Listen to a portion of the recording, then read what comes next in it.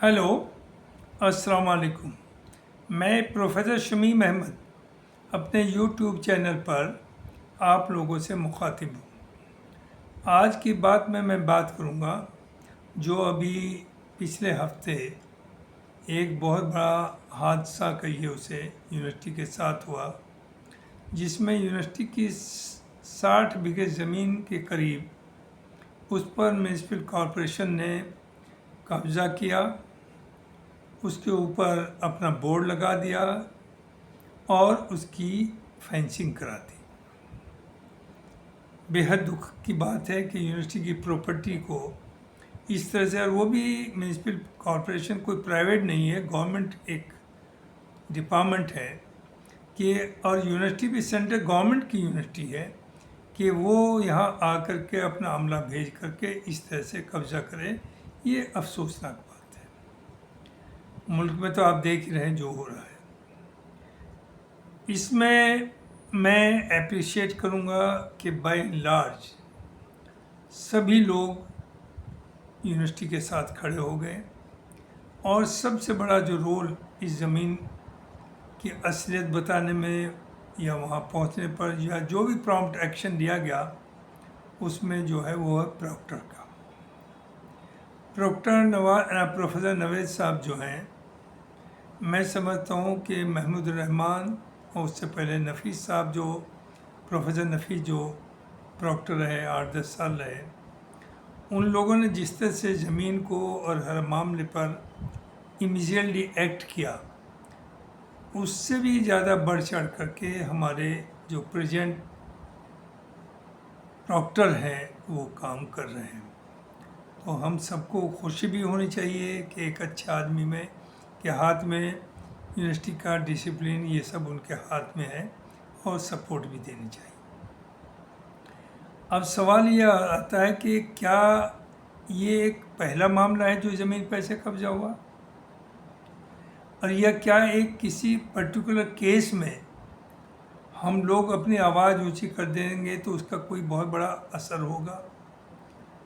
चूँकि ये दूसरा सबसे बड़ा डेवलपमेंट ये भी है कि यूनिवर्सिटी के जो टीचर्स एसोसिएशन है, उन्होंने भी बड़ा भारी इसमें इंटरवीन किया। वाइस चांसलर के साथ गए, मौके मुआयने पर गए, आपका जो चीफ एग्जीक्यूटिव ऑफिसर जो है म्यूनिसिपल कॉरपोरेशन का, उनसे भी मिले, और उसके बाद एक जनरल बॉडी की मीटिंग की। और कल मंडे में, आज ट्यूसडे है, मंडे में उन्होंने एक मार्च भी निकाला। मार्च को सर्टेनली सेंटेनरी गेट जो है वहाँ पर रोक दिया गया, क्योंकि सर्टेनली आगे अगर जाते भी तो कर तो कुछ सकते नहीं थे, एक लॉ एंड ऑर्डर सिचुएशन बनती, तो प्रॉक्टर साहब ने उसे वहाँ रुकवाया और वो बेहतर हुआ, चूँकि कन्फ्रंटेशन तो आप करने की हैसियत रखते नहीं। अब मैं बात करना चाहूँगा कि ये अगर कुछ आइसोलेटेड केसेस लेकर के आप प्रोटेस्ट करें और कोई मैसेज देना चाहें तो वो आसानी से जाएगा नहीं। यूनिवर्सिटी की लाखों गज ज़मीन के ऊपर यूनिवर्सिटी के लोग या यूनिवर्सिटी से एसोसिएटेड या यूनिवर्सिटी के चारों तरफ जो लोग हैं, उन्होंने कब्जा किया है। उनके ऊपर बिल्डिंग्स बनी हुई हैं, उनके ऊपर फ्लैट्स बने हुए हैं, और हम उसे देखते रहे। ये सब जो हो रहा है ये सिर्फ और सिर्फ इसीलिए हो रहा है, और अब से नहीं, ये 50 साल से हो रहा है, कि उसमें यूनिवर्सिटी के लोग या जो सो कॉल्ड प्रॉपर्टी डिपार्टमेंट है उसका खुद का इन्वॉल्वमेंट है। ये कोई चीज़ छुपी हुई नहीं है। एक साहब ने मुझे बताया कि अब से कुछ 40 साल पहले एक पुराने से 1-1.5 लाख रुपए की कार गिफ्ट दी गई वहाँ किसी को ऑफिस में, और वो क्या करते हैं कि इलाहाबाद में केस चल रहा है, वहाँ वक्त पे वकील नहीं पहुँचेगा, अपने पेपर्स प्रेजेंट नहीं करेंगे, मुकदमा आप हार जाएंगे और दूसरा आदमी का कब्जा हो जाएगा। तो ये एक तरीका है कि जो हमारा अपना जो so called internal land mafia है वो केस करता है यूनिवर्सिटी के ऊपर कि ये ज़मीन तो मेरी है, और यूनिवर्सिटी अगर कोई प्रॉपर्टी 10 करोड़ की है तो सिर्फ 10-20 लाख रुपए ले करके केस को कमज़ोर करती है, प्रॉपरली उसे प्रेजेंट नहीं करता अपना मामला इलाहाबाद या कोर्ट में, और वो उसके फेवर में छूट जाती है। फिर उसमें क्या लेन देन होता है वो सब लोगों को मालूम है, ऐसी कोई चीज़ छुपी हुई नहीं।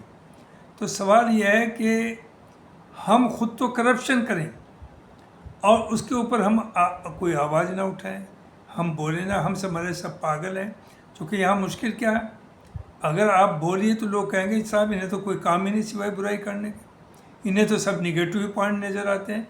और निगेटिव को अगर निगेटिव नहीं करेंगे आप तो सुधार कैसे होगा, बोलना तो पड़ेगा। मैं यहाँ नाम लूँगा, हालांकि उनसे मैं बहुत चीज़ों में एग्री नहीं करता, डिसएग्री भी करता हूँ। एक प्रोफेसर सज्जाद साहब हैं हिस्ट्री डिपार्टमेंट के, मैं उन्हें सलूट भी करता हूँ, कभी कभी मुखालफत भी करता हूँ, बट आई सलूट हिम। वो ये हिम्मत करते हैं कि जो जहाँ जहाँ करप्शन हो रहा है उसे जागृत कर रहे हैं, और लेटर्स भी गवर्नमेंट को या यूजीसी को या होम मिनिस्टर को वो भेज रहे हैं। और उन्हीं की वजह से अब एक स्पेशल ऑडिट भी हुआ है। लेकिन ऑडिटर का भी क्या, मैं भी 16 साल प्रिंसिपल रहा, मैंने भी देखा है ऑडिटिंग टीम आती है, उन्हें अच्छी तरह एंटरटेन किया जाता है और जहाँ चाहे सिग्नेचर करा लीजिए। ये हम लोग कर रहे हैं। हम लोग गलत को गलत कहने को तैयार नहीं, गलतियों के खिलाफ खड़े नहीं हो रहे, चूँकि बाय एंड लार्ज सभी लोग उसमें इन्वॉल्व है। तो देखिए ऐसे काम नहीं चलेगा कि ये एक म्यूनसिपल कॉरपोरेशन पे आपने बहादुरी दिखाई, नो डाउट बहुत बड़ा कदम था, वी अप्रिशिएट इट, और सब लोग एक साथ आए, इससे बड़ी बात हो नहीं सकती। लेकिन आम लोगों को तो पता नहीं कि आप कर क्या रहे हैं। करप्शन का हाल यूनिवर्सिटी में यह है जिसकी कोई लिमिट नहीं, जिसमें ख़ास तौर से मैं नाम लूँगा कि they are some pleasure post भी हैं, वो लोग एंजॉय कर रहे हैं, और कुछ वैसे भी हैं जैसे बिल्डिंग डिपार्टमेंट, वहाँ का आप देख लीजिए मेंटेनेंस कंस्ट्रक्शन में क्या हो रहा है, किस तरह का हो रहा है, कितना बड़ा लेन देन हो रहा है और कहाँ कहाँ जाता है, एवरीबडी नोज। दूसरा एक था सेंटर ऑफ डिस्टेंस एजुकेशन। अगर आप उन्होंने जिस तरह से सेंटर डिस्ट्रीब्यूट किए, एक कोने में बैठे हैं, यूनिवर्सिटी समझती है कि इससे तो हमारा, लोग भी समझते हैं हमारा लेना देना ही नहीं, ये तो डिस्टेंस एजुकेशन है, वो अच्छी तरह डील कर रहे होंगे। अब ज़ाहिर है इस वक्त जो प्रेजेंट डायरेक्टर है वो तो 100% I can say he is honest, dedicated, ईमानदार, लेकिन उससे पहले क्या क्या हुआ उसे ज़रा गौर करने की ज़रूरत है। उसके बाद प्रॉक्टर ऑफिस है, प्रॉक्टर ऑफिस में अननेसेसरीली ना जाने कितने, ये अब की बात नहीं इस वक्त की, ये 20 30 क्या 50 साल से चल रहा है कि जिनकी ज़रूरत नहीं उतने डेली वेजर्स हमने अपॉइंट कर दिए, वो बेचारे 20 साल से टेम्परेरी हैं, एडहॉक हैं, उनका ज़ाहिर चूँकि पोस्ट नहीं है, सैंक्शन पोस्ट नहीं है, जो भी आया उसने अपने 10 आदमी अपॉइंट कर दिए और वो बेचारों की उनकी ज़िंदगी तबाह कर दी है। उसके बाद आपका सबसे बड़ी चीज़ जो है वो है प्रॉपर्टी डिपार्टमेंट। यूनिवर्सिटी को ये चाहिए कि गवर्नमेंट से कहे कि सीबीआई इंक्वायरी बैठे, इनके assets disproportionate to their known source of income ये मालूम करें, और आपको पता चलेगा कितने लोग इस हमाम में नंगे हैं, उनकी असलियत खुल जाएगी। एक प्रोफेसर हो, एक टीचर, उसकी क्या तनख्वाह है, क्या वो 10 फ्लैट खरीद सकता है कहीं जा कर के, क्या वो अपने बच्चों को अमेरिका इंग्लैंड भेज सकता है बगैर बैंक से लोन लिए हुए? आपको बहुत से केसेस मिल जाएंगे, वो देखिए। हॉस्टल्स में क्या हो रहा है ये अलग इशू है, मैं पहले भी बोल चुका हूँ, तो अभी तो मैं यही ख़त्म करना चाहूँगा कि सिर्फ प्रॉपर्टी के इस केस को उजागर करके और इस पर एक्ट करके, जो बहुत अच्छा हुआ नो डाउट, इसे ये नहीं कह सकते कि गलत हुआ, लेकिन सिर्फ इसे एक आइसोलेटेड केस को लेकर के आप बहादुरी ना दिखाएं। जो और कुछ सब हो रहा है और हुआ है उसकी भी इंक्वायरी होनी चाहिए। इसमें वाइस चांसलर अगर नेक नीति से चाहता भी है तो वो क्या कर सकता है, या रजिस्ट्रार क्या कर सकता है? इसमें सब टीचर्स की जिम्मेदारी है और सब एम्प्लॉयज़ की जिम्मेदारी है, और ये एम्प्लॉयज़ और टीचर्स ही मिल करके, इन्हीं में लैंड माफिया भी है, इन्हीं में लैंड पे कब्जा करने वाले भी हैं, यही प्रॉपर्टी ऑफिसर भी, वो MIC भी बनते हैं, यही प्रॉक्टर भी बनते हैं प्रॉक्टर ऑफिस में।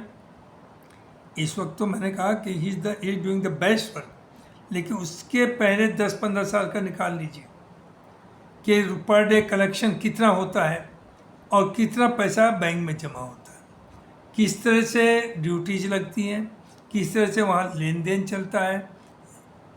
वी होप जिस एफिशिएंसी से प्रेजेंट प्रॉक्टर कर रहे हैं ये काफ़ी चीज़ों को सुधारेंगे। और मैं सबसे अपील करूंगा कि अच्छे काम में जो अच्छा काम कर रहा है उसको हम लोगों को सपोर्ट करना चाहिए, उसके साथ खड़ा होना चाहिए। बहुत बहुत शुक्रिया।